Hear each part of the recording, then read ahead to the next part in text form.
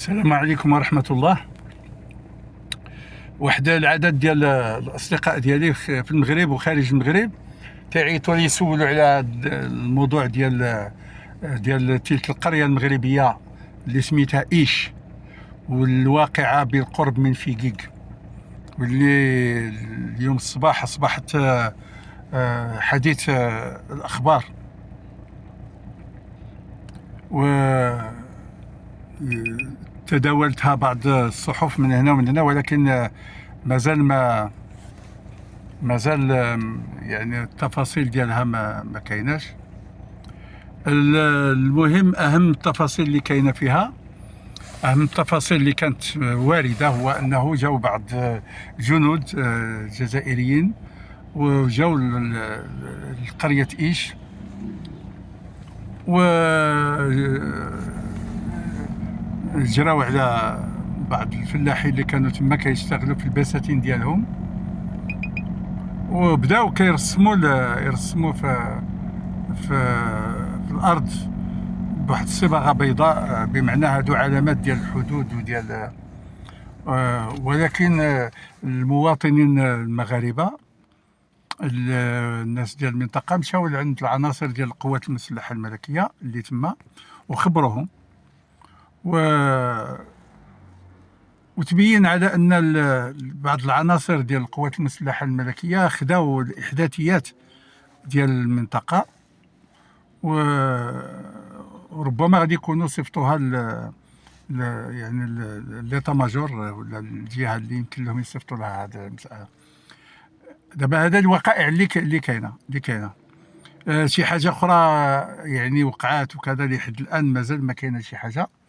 قبل قليل الصديق ديالنا الأستاذ عمر أعنان، البرلماني ديال الاتحاد الاشتراكي، واللي هو ابن منطقة فيكيك، وجه واحد السؤال مستعجل أعتقد آني للوزير الخارجية ديالنا ناصر بوريطة، كي يعني يستفسر على الوقائع ولا شنو اللي خص يدار، ويعني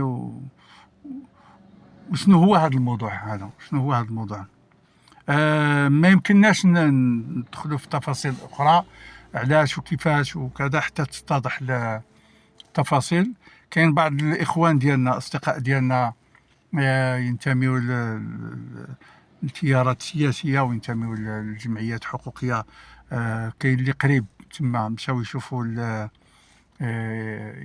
شنو كاين يعني قرب، ويعني واحد المعاينه ميدانيه وشويه ديال التفاصيل.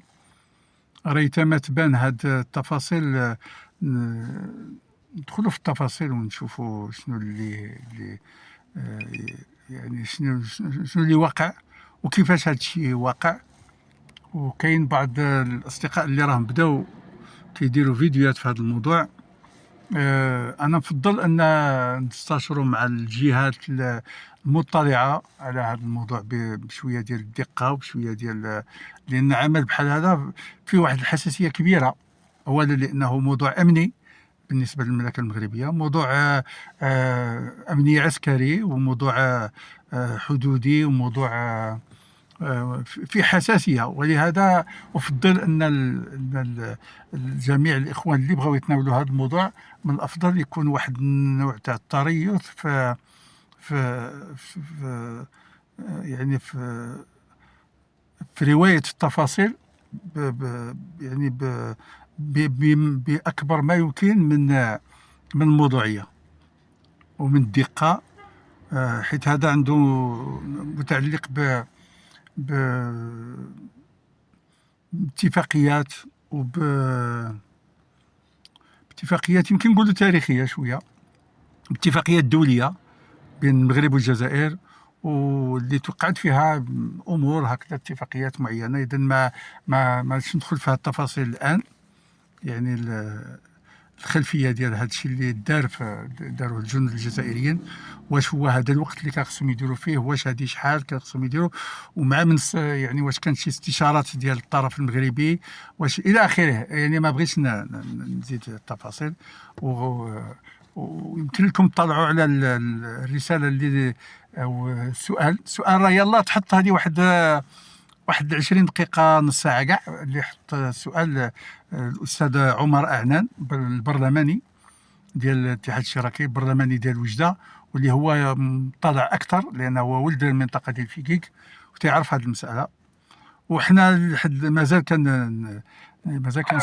كنسولو على كنسولو الأصدقاء ديالنا اللي كاينين في المنطقة واللي كاينين على برا وعندهم اطلاع على المنطقة، وريت ما يكون شي جديد في هذه المسألة إن شاء الله يعني نحاولوا نطرحوها بما يمكن من الموضوعية وبما يمكن من المسؤولية وبعدم التهويل ديال المسألة إلا في الجانب ديالها يعني اللي ممكن يكون المصدر ديالو يعني التفاصيل أو القرارات اللي يمكن تكون ديال يعني الجهة ديال السيادة اللي هي إما وزارة الداخلية إما جهات أخرى اللي يمكن تعطينا التفاصيل وتعطينا الأمور باش ما يكونش هذا زيادة على ما يعيشه الآن المغرب من تقلبات ديال المناخ ومن هذا قدر الله سبحانه وتعالى.